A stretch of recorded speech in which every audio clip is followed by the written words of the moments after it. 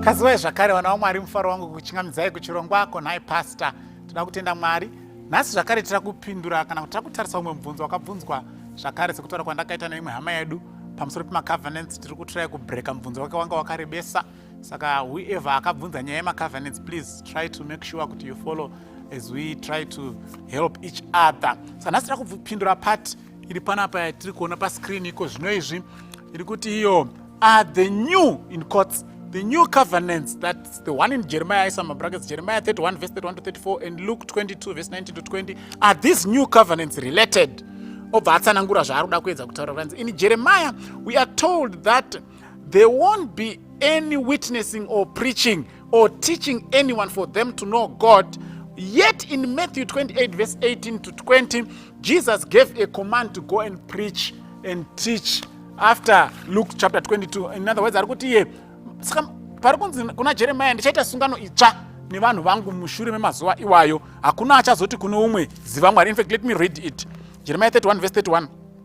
Behold, the days come, saith the Lord, that I will make a new covenant with the house of Israel and with the house of Judah, not according to the covenant that I made with their fathers in the day that I took them by the hand to bring them out of the land of Egypt, which my covenant they break, although I was an husband unto them, saith the Lord. But this shall be the covenant that I will make with the house of Israel after those days, saith the Lord. I will put my law in their inward parts and write in their hearts, and I will be their God, and they shall be my people. Verse 34, and they shall teach no more every man his neighbor and every man his brother, saying, Know the Lord, for they shall know me, from the least of them unto the greatest of them, saith the Lord. For I will forgive their iniquity, and I will remember their sin no more. Yet mukaenda kuna Luke chapter 22, Jesu paanotaura zvakare about the new covenant, verse 19 and 20.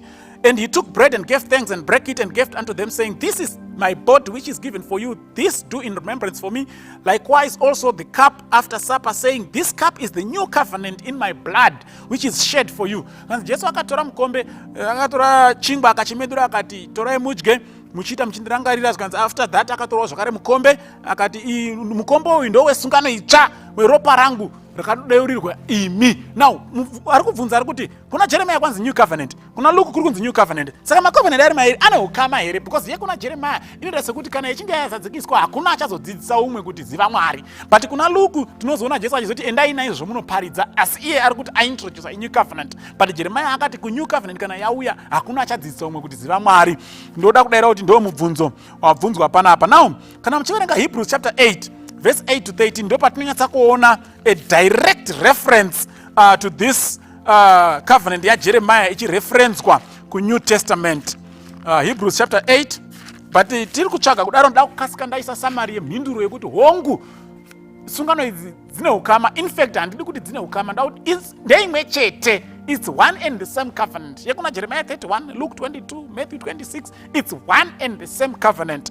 Hebrews chapter 8 verse 8 to 13. Ndo patrikona the apostle Paul making a direct reference to the covenant promise yakaitwa naMwari kuna Jeremiah chapter 31 verse 31 to 34. Saka Hebrews chapter 8 verse 8 to 13. Ndikuchoka verse 8. Yes, ndaiwana. For finding fault with them, he said, Behold, the days come, saith the Lord, when I will make a new covenant with the house of Israel and with the house of Judah, not according to the covenant that I made with their fathers in the day that when I took them by hand to lead them out of the land of Egypt, because they continued not in my covenant, and I regarded them not, saith the Lord. For this is the covenant that I will make with the house of Israel after those days, says the Lord. I will put my laws into their mind and write them in their hearts, and I will be to them a God, and they shall be to me a people. And they shall not teach every man his neighbor and every man his brother, saying, Know the Lord. For all shall know me, from the least to the greatest. So I know exactly a direct quote, a direct reference of Jeremiah chapter 31 verse 31 to 34. Iri kushandiswa na Paul. Hakuna achazodzidzisa umwe kuti ziva Mwari, nekuti ndichange ndanyora murayiro wangu mumoyo yani, mumoyo yavo. Mukaenda pana Matthew 26 verse 18, mozoenda pa verse 26 to 28. Matthew chapter 26. Tinogona kubatsirikana zvakare ipapo. Saka zviri kufamba sei kana kuna Jeremiah kurunza hakuna achadzidzisa umwe ukukonze endai munoparidza tiri kuti amazuva esungano itsva zviri kuitika pa Matthew chapter 26 verse 18. And he said, Go into the city to such a man and say, The master says, My time is at hand. I will keep the Passover at my house with my disciples. Saka pari kurongwa nyaya yekudya Pasika panapa.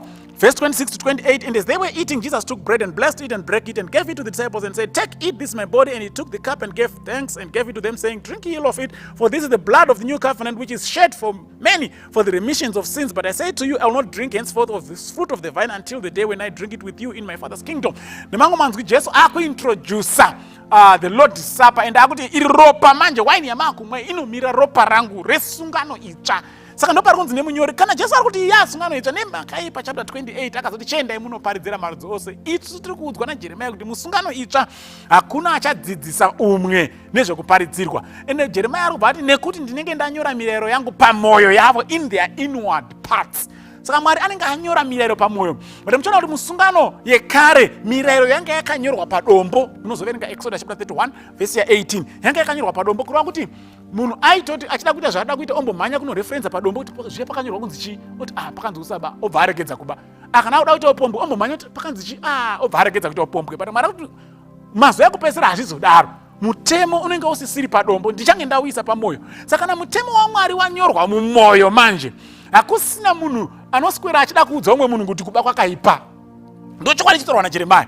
Munhu wese hana yake inenge chikuti bhara, hana kuda kuba hana bhara. Ndokusaka munhu achida kuita zvakashata anotanga adongora kuti hakuna ari kumuona here, because mwoyo wake wanyorwa mutemo uri kuti usaita izvozvo. Saka Mwari ari kuti it will no longer be necessary to spend time vanhu vachinzi kuba kwakashata vachitsanawo nemhaka yedu chiti kwakashata nini, because hana yako chaiyo inenge ichitokuudza kuti zvakaipa. Saka kunyange pakanzi hapana bhaibheri rakasvika kwauri, hauna excuse yekuti handina kumboparidzirwa. Mwari kuti hapana anenge achine need. Munhu wese hana yake inenge ichitomuudza kuti izvi zvakaipa.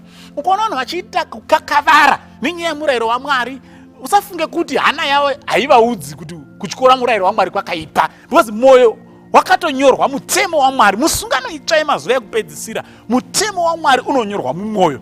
Ibasa raMweya Mutsvene now to write the commandments of God in men's hearts and in their conscience, iri kunzi innermost parts. Musika mchiti kana muchiverenga Hebrews chapter 10 verse 16, inobva yatoreva kuti even the Holy Spirit, verse 16, verse 15, whereof the Holy Spirit also is a witness to us.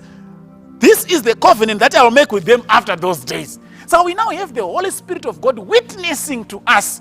Saka nyango pakasauya anokudzidzisa, the Holy Spirit will witness to you. Nekuti musungano ino itsva yemazuva ekupedzisira, in the days of God's Spirit, takadzidza vari mwezuro, the laws will be written in your heart, in my heart. Saka nditori ndega ndichida kuita zvakaipa, ndinotodzima light, ndofuga blanket, ndotokiya door, ndoona kuti hakuna ari kuuya here, because Mweya Mutsvene ari kutondiudza. Pasina pastor auya kuzondiparidzira, Mweya Mutsvene ari kutondiudza kuti zvakaipa. Saka panozonzi mutemo wangu wakanyorwa nemunhu waMwari padombo, mumazuva ekupedzisira unonyorwa naMweya Mutsvene pamwoyo. Mukaenda kuna Acts chapter 2, regai ndingoiverenge just for interest sake, but ndoda John 16. And in fact, let me go to John 16. John chapter 16. John 16 basa raMweya Mutsvene. John 16 verse 18 ndikatangire pavhesi 7. John 16 verse 7, nevertheless I tell you the truth, it is expedient for you that I go away, for if I go not away, the Comforter will not come to you, and when he is come, he will reprove the world of sin and of righteousness and of judgment. Ibasa raMweya Mutsvene kuudza vanhu kuti zvakaipa, izvi zvakashata, siyai. Mukazoenda pavhesi 13, howbeit when he, the Spirit of truth, is come, he will guide you into all the truth. It is the function of the Holy Spirit to guide us into all the truth. It is his function and role to teach us all the truth. Saka Jeremiah pari kuti hapana anoda kuzodzidzisa umwe, ari kungoreva kuti nekuti anenge amazuva aMweya Mutsvene, ibasa raMweya Mutsvene kudzidzisa vanhu. Saka hapana anenge aine excuse yekuti hapana muparidzi akauya, because it will not be necessary even to get a preacher when we are in the new covenant, because Mweya Mutsvene anenge akuita basa rekunyora mirayiro yaMwari muhana dzevanhu. Saka ukaona hana yako isingarovi uchiita zvakaipa, potse Mweya waMwari hausisipo pauri. But ukaona hana yako ichirova waita zvakaipa, pasina vhesi yawaverenga, pasina muparidzi auya, zvinoreva kuti tiri mumazuva esungano yekupedzisira itsva, iyo Mweya waMwari ari kutaura nesu directly, achititsiura kubva kune zvakaipa sezvaakaita panguva yaNoa. Ndoda kudayira kuti tabatsirikana, dai Mwari akatikomborera. Amen.